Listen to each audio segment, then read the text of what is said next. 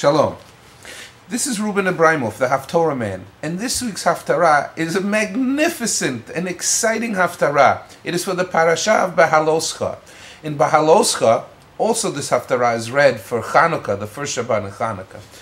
Beha'alosecha talks about how Aharon HaKohen lit the menorah. So we pick a haftara with a thematic connection, and also there's a menorah at the end of the haftara, a very famous one. But let's get started. Zechariah. Who was this man? First, what's in his name? Zechariah. God remembered.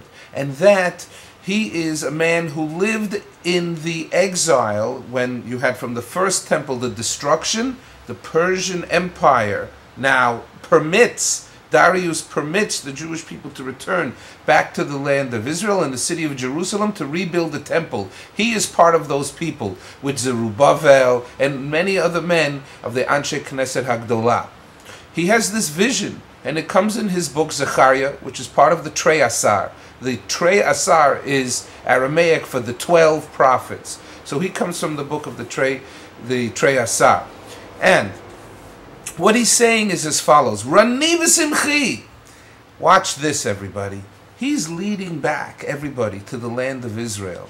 And they look at this rubble on the Temple Mount. Imagine this. And that they look at him and they're saying, what's happening here, Zechariah? He says, listen, you remember the past and you see what's right here, right now. Me, I see the future. I'm a Navi. And I'm telling you, Rani v'simchi, this place, we're going to rebuild it, and we're going to worship God here again.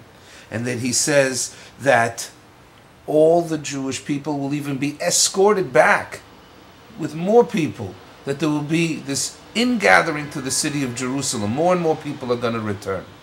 Part 1. Part 2, this trial between Yehoshua the Kohen Gadol, not to be confused with the successor of Moses.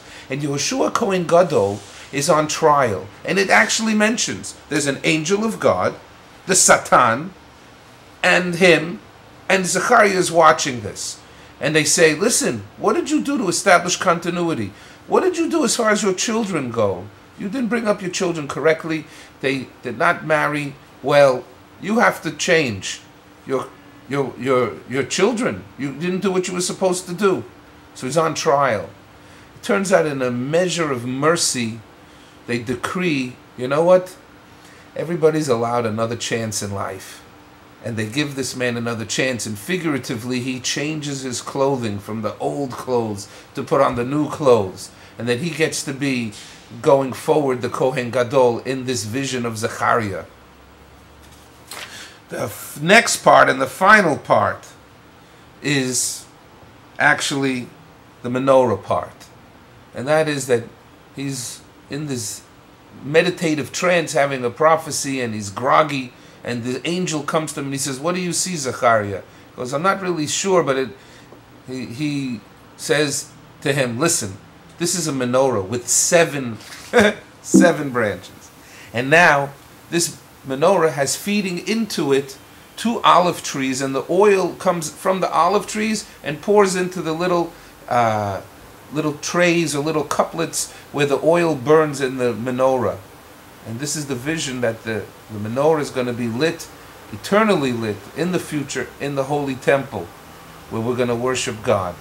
So this is a fantastic story. The famous thing about this menorah part is that we use this in the emblem of the state of Israel now. That's number 1. Number 2, I just want to come back. And it has 2 very, very famous psukim.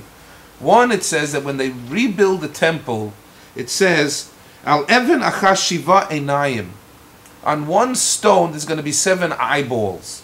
What does that mean?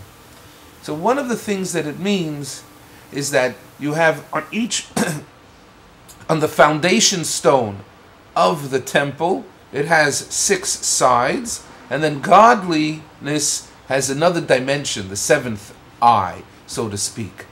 And there's many Kabbalistic explanations of that, but that's one pasuk to remember. The next pasuk you should focus on is Ke'ud Mutzal Me'esh. It's like this fiery ember.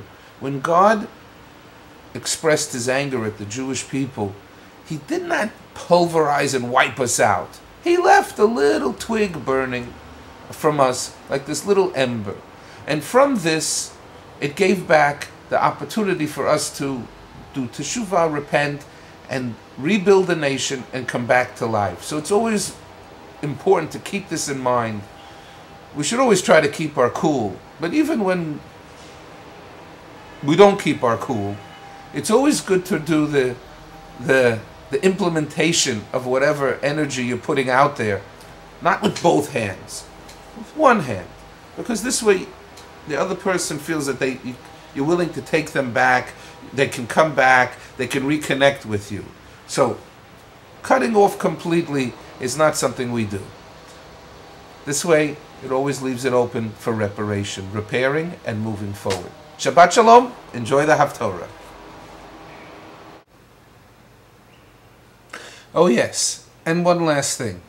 The Haftarah concludes, Lo v'chayil v'lo v'choach, ki im beruchi amar Hashem Tzevakot. So it's telling the Jewish people, the Israelites, guys, it's not about who's got the biggest army. It's about the ones that are spiritually connected to God that is going to save them. That is the message of Zechariah. Shabbat Shalom.